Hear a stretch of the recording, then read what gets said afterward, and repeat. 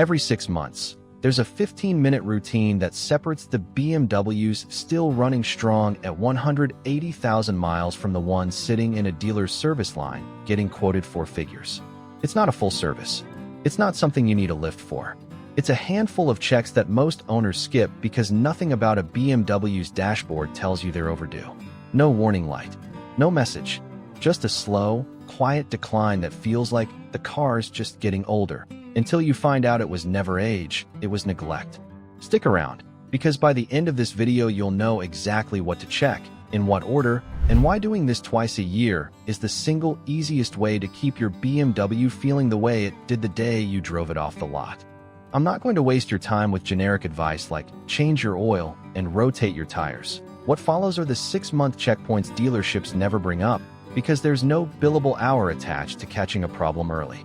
Every one takes minutes, costs next to nothing, and either prevents a failure or catches it while it's still cheap. Let's get into it. Check 1.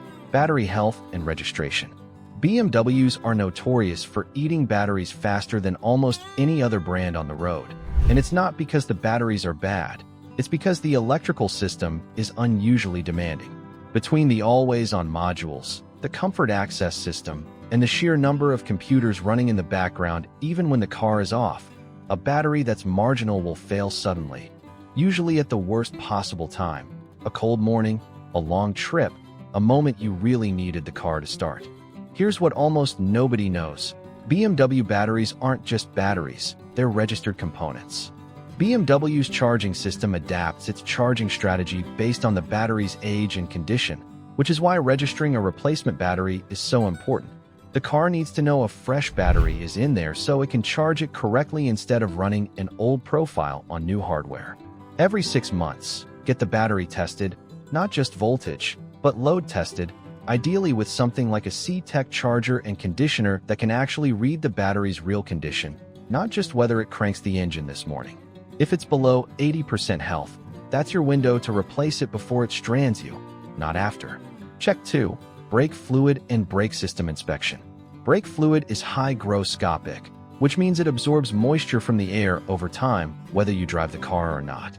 That moisture lowers the boiling point of the fluid, and when brake fluid boils under hard braking, coming down a long grade, a panic stop, aggressive driving, you get a spongy pedal exactly when you need every inch of stopping power you can get. BMW recommends fluid replacement every 2 years regardless of mileage. But checking it every 6 months costs you nothing and tells you exactly how much time you actually have left. While you're in there, look at more than just the fluid.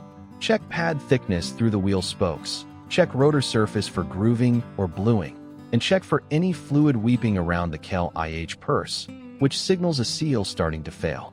Rear brakes on BMWs wear unevenly compared to front brakes because of how the electronic parking brake engages. So don't assume that front pads wearing evenly means the rears are fine too. This is a 5-minute visual check that either gives you peace of mind or gives you months of notice before a brake job turns into a rotor replacement too. The next check catches one of BMW's most expensive failures before it happens. Check 3. Cooling system check. Hoses, reservoir, and coolant color. Cooling system failures are one of the most common ways a BMW goes from reliable daily driver to engine on a stand seemingly overnight, and almost every single one of them gives warning signs for weeks or months before the actual failure. The problem is those warning signs live in places owners never look. Every 6 months, open the hood and actually look at the coolant reservoir. Healthy coolant should be a clean, vivid color, blue, pink, or green depending on what's specified for your engine, with no cloudiness, no oily sheen, and definitely no rust brown tint. A brown or murky reservoir means corrosion is already happening internally, and that corrosion eats away at plastic components, most critically the expansion tank and the water pump housing, both of which are common failure points on BMW engines. Squeeze the upper radiator hose when the engine is cold. It should feel firm with a little give, not soft and mushy, and not rock hard either. And run your hand along the hose clamps and connection points feeling for any dampness. Because a coolant leak that hasn't yet dripped onto your driveway is still a coolant leak, and finding it in your garage is infinitely cheaper than finding it stranded when the head gasket goes. Quick pause. because this is exactly the kind of thing that either saves you $3,000 or costs you $3,000, depending on whether you catch it early. I put together every single interval like this, what to check, when, and what it actually means when something looks off, into one guide called the Complete BMW Longevity Bible. It's the whole roadmap for getting your BMW to 200,000 miles instead of 90, and it's linked in the description if you want the full picture in one place. Okay, back to the list. Check 4. Suspension bushings and mounts. This is the check that gets skipped more than any other on this list, mostly because a worn bushing doesn't announce itself with a warning light. It announces itself with a clunk you eventually just get used to, or a slightly vaguer feeling behind the wheel that you chalk up to the car's getting older. It's not getting older. Rubber is degrading on a timeline that has nothing to do with mileage, which is exactly why this has to be a calendar check and not something you wait on until your next service interval. Every 6 months, with the car up on ramps, or at minimum with the wheels turned lock to lock while parked, get eyes on the control arm bushings, the sway bar end links, and the engine and transmission mounts wherever you can see them. Look for cracks, splitting, or a bushing visibly pulling away from its metal sleeve. Have someone rock the steering wheel back and forth while you watch the front end for excessive play. A worn control arm bushing left unaddressed doesn't just hurt ride quality. It accelerates uneven tire wear, throws off alignment, and eventually transfers stress onto more expensive components like the control arm itself or the subframe mounting points. Catching a bushing at the starting to crack stage is a $100 part. Catching it after it's failed completely and taken uneven tire wear and in alignment with it is a very different bill. If you only do one thing from this video, make it the next check. It's the one most owners never even know exists. Check 5.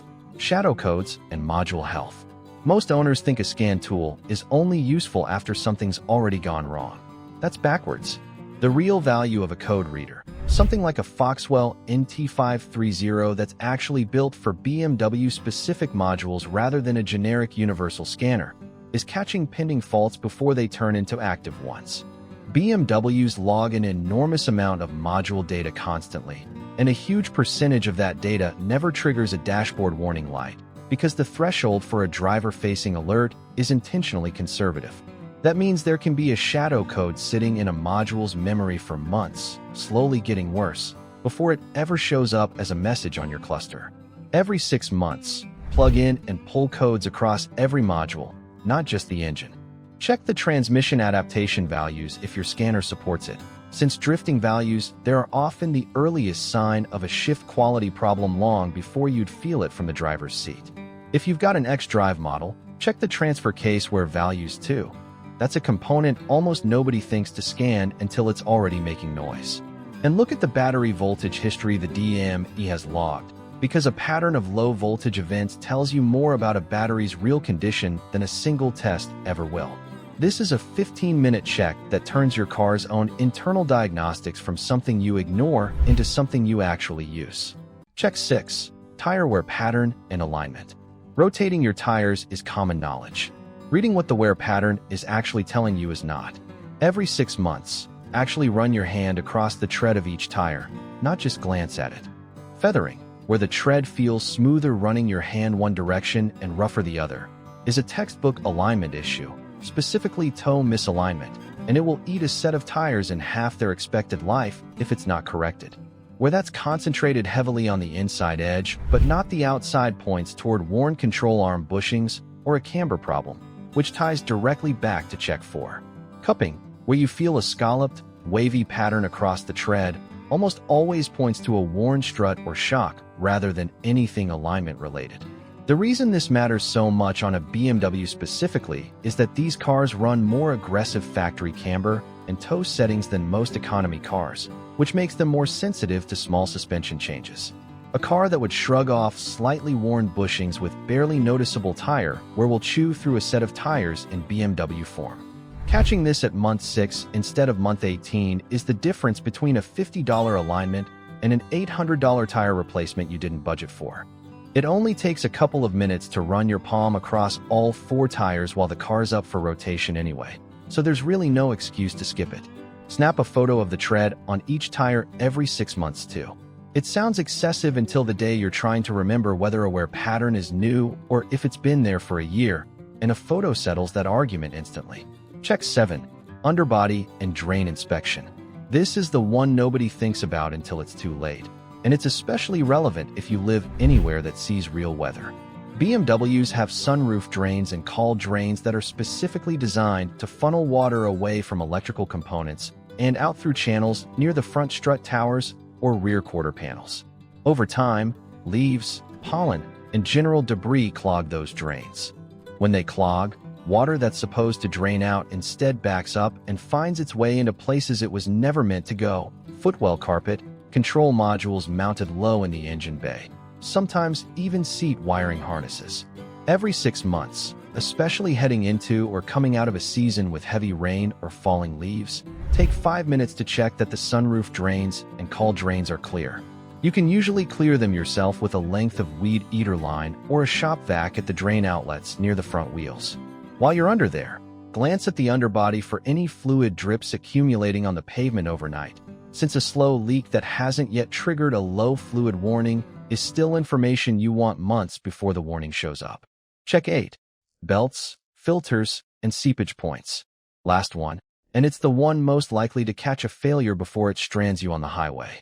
Every 6 months, look at the serpentine belt for cracking, glazing, or fraying along the edges. A belt that fails while you're driving takes your power steering, your charging system, and often your water pump with it all at once. Check the engine air filter and cabin filter while you're at it, since a restricted filter quietly costs you fuel economy and airflow long before it ever throws a code. Then look for oil seepage around the valve cover gasket, which starts as a faint dampness at the seam long before it becomes an actual drip on your driveway, and it's a fraction of the cost to address at the seepage stage. If you're running a turbocharged engine, check the charge pipe connections and clamps for any looseness or cracking, since a failed charge pipe under boost is a sudden, obvious failure that a 30-second visual check could have caught weeks earlier. And take a look at the windshield caul panel for any cracking or deterioration, because a failed caul lets water straight into the cabin filter housing and the electronics behind it. Why this matters, the bigger picture. Here's the thing that ties this whole list together. None of these 8 checks require a shop, a lift, or specialized BMW tools beyond a basic code reader. What they require is 15 to 20 minutes, twice a year, and the willingness to actually look instead of assuming that no warning light means no problem. The engines that make it to 200,000 miles and the ones that get parted out at 90,000 were built on the exact same assembly line. The difference almost never comes down to luck, and it almost never comes down to one catastrophic failure nobody could have predicted. It comes down to whether somebody was checking the quiet stuff, the battery health, the coolant color, the bushing that's just starting to crack, twice a year, every year, without fail. If you want this whole system in one place instead of trying to remember 8 different checks off a YouTube video, I laid out every single interval, every warning sign, and exactly what to do about each one in the complete BMW Longevity Bible. It's built around the same maintenance schedule we've covered in this video, distilled into one guide aimed at getting your car to 200,000 miles instead of 90. Links in the description below. If this video actually helped you, hit subscribe, because I've got a lot more of these coming, and I'll see you in the next one.